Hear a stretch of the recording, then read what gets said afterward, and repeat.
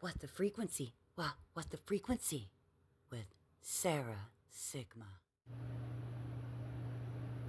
There is a lot of talk in spiritual spaces about starseeds, healers, gridworkers, activators, dragon souls, but very few people are willing to talk about the shadow that comes along with those identities. And that's where distortion begins. Today, I'm not talking about cosmic job titles or fantasy hierarchies. I'm talking about archetypes, patterns of consciousness, nervous system tendencies, leadership styles, and trauma adaptations that can mature into sovereignty or inflate into ego. There are 15 archetypes that I see show up repeatedly in people who feel called to awaken, build, protect, disrupt, translate, or lead. And every single one carries a shadow. Let's walk through them. Keep up. Number 1, the healer. The healer feels responsible for restoring coherence. When someone else is in pain, something activates inside them. They can physically sense, feel, or simply know where it hurts. They move toward discomfort instead of away from it. In real life, the healer is the one who gets the late night phone calls, the lengthy texts from a friend of a friend. They research therapies, supplements, trauma tools, and nervous system work because they genuinely want to help.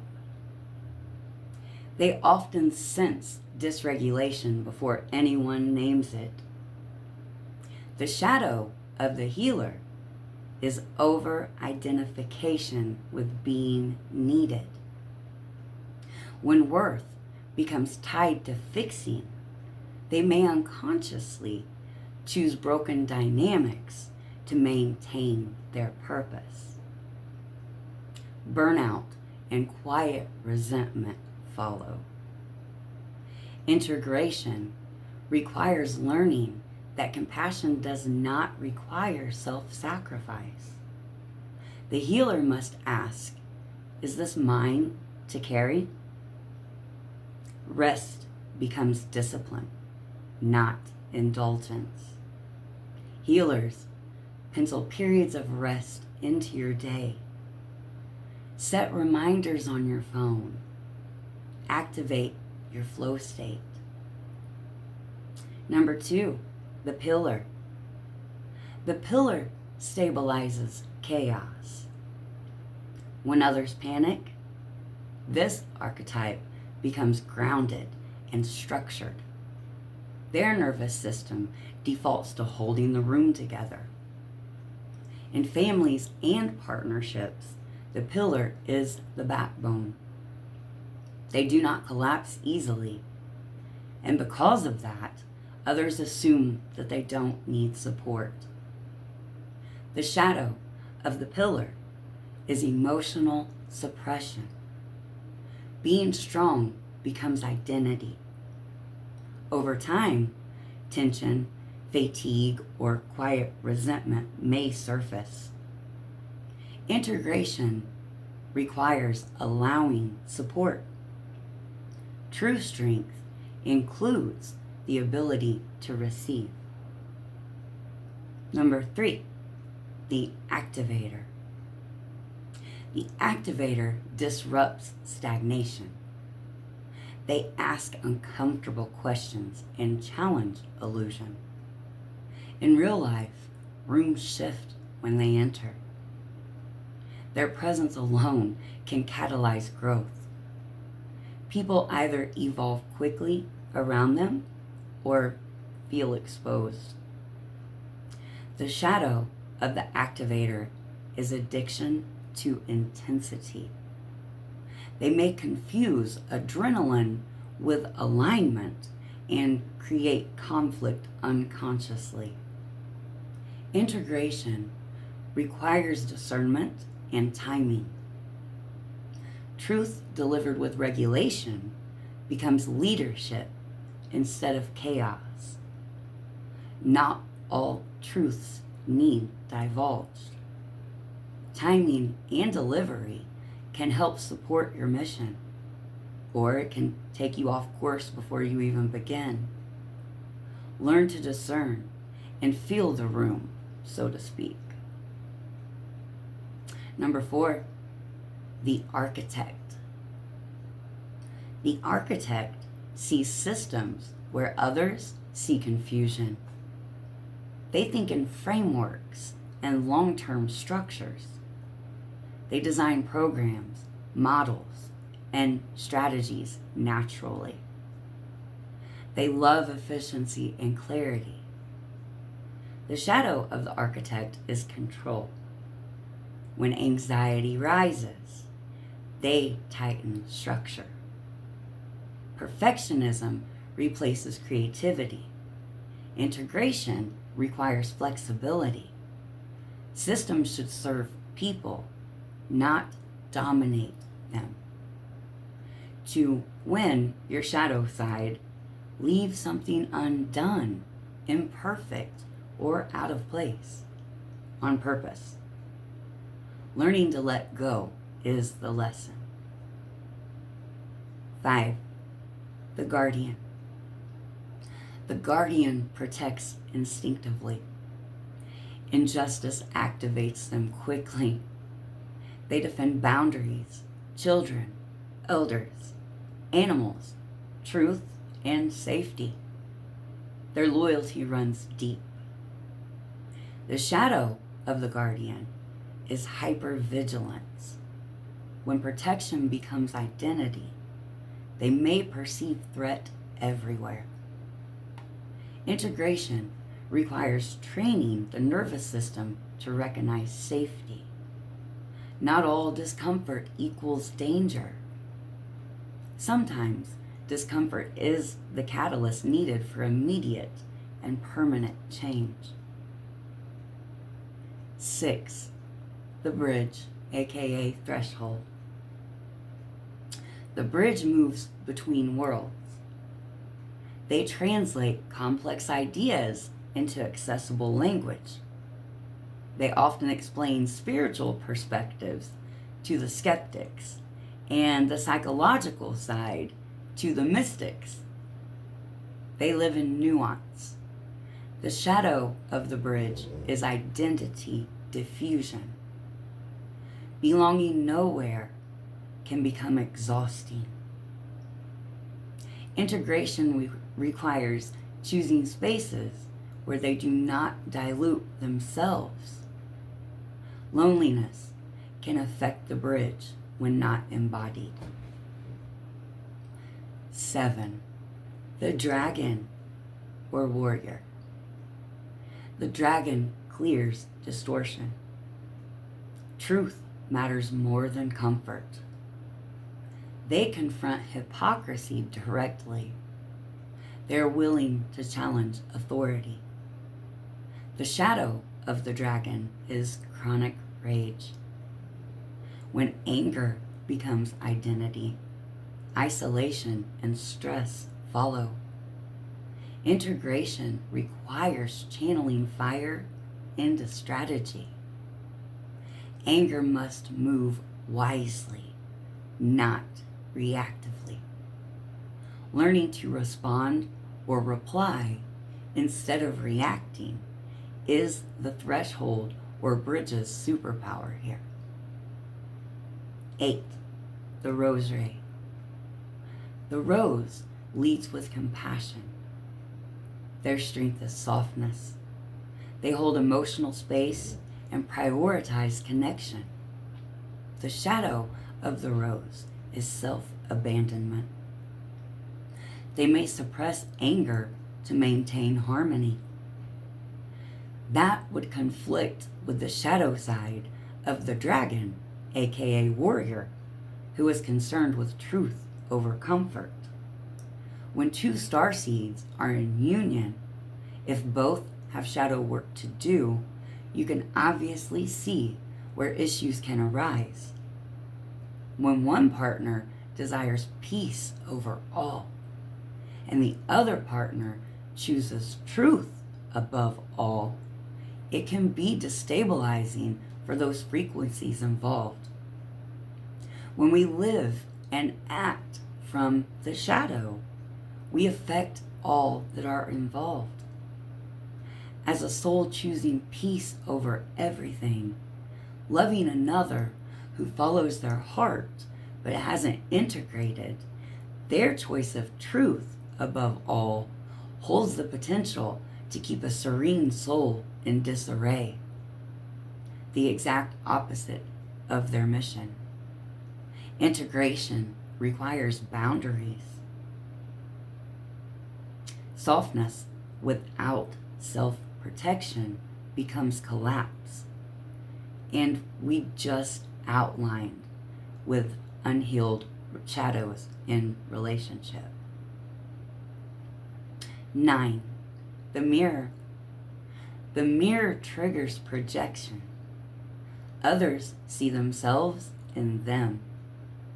They receive strong reactions, the drastic polarity of either admiration or of resentment.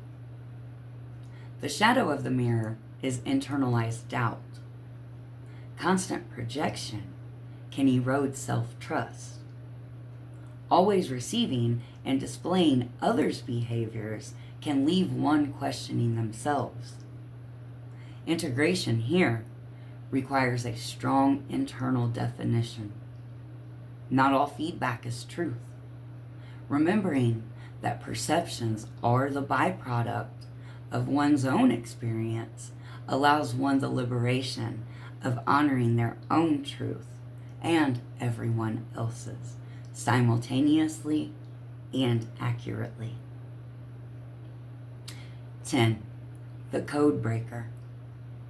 The Codebreaker questions narratives. They instinctively analyze systems of belief.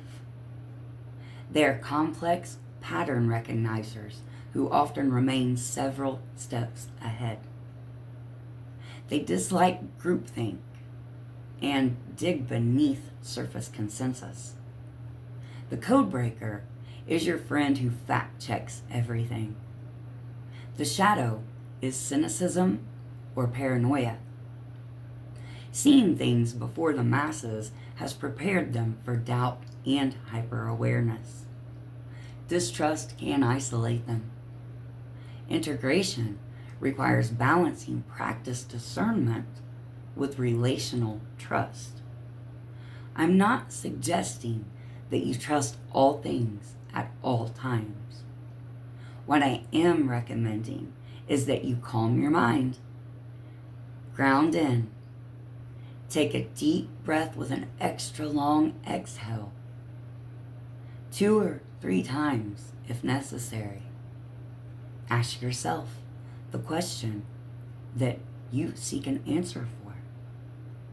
Then feel into your heart for the answer. Is it jumpy? Did it thud into your stomach? Your stomach flip or knot up? Or did your chest grow warm? Heart swell? Did you stabilize? Flip or clench? It's a negative, friend. Blossom or steady? There's your truth. Number 11, the Harmonizer. The Harmonizer sees both sides, as we do naturally when experienced in the 4th dimension and above. All experiences, all times, simultaneously.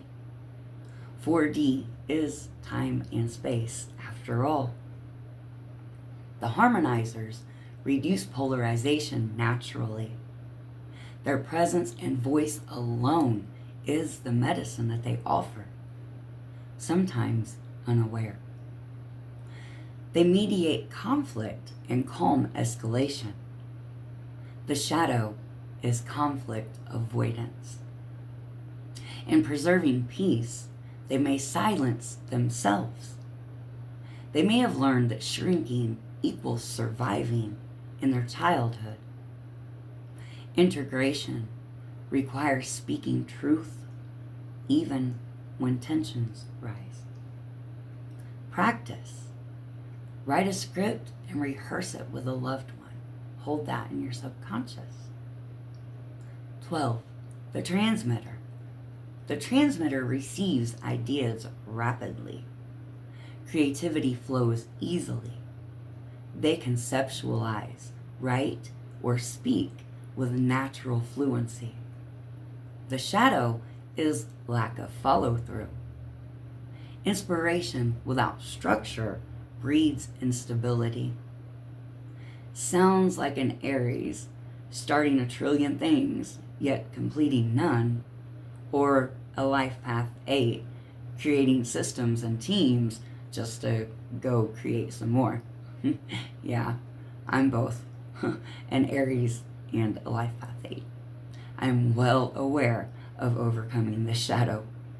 Discipline is a necessity. Completion builds credibility. When you're trustworthy, then you are trusted with more and more. 13, the timeline walker. The timeline walker thinks in probabilities.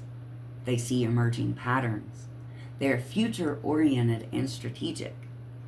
The shadow is dissatisfaction with the present. Living in next disconnects them from now. Integration requires grounding practices. The future is built from present regulation. 14, the Gridworker. The Gridworker is sensitive to environment. Spaces affect them deeply. They instinctively adjust surroundings to feel coherent. The shadow is externalizing triggers. Blaming energy gives them an excuse to avoid emotional ownership. Integration requires naming internal emotion before naming external field. Mindfulness and self-regulation will set the field instead of the field setting you. And number 15, the Wayfinder. The Wayfinder goes first. They live their lessons publicly. Others learn from watching their pivots. The shadow is performance identity. Growth can become content instead of integration. Integration requires private development. Not everything needs an audience. Before you try to reduce yourself to one, understand this. You are layered. Many people resonate with multiple archetypes because they developed different adaptations through different life stages. You may have learned pillar energy in childhood to stabilize your environment. You may express dragon energy when confronting distortion. You may operate as a bridge professionally and as a rose in intimacy.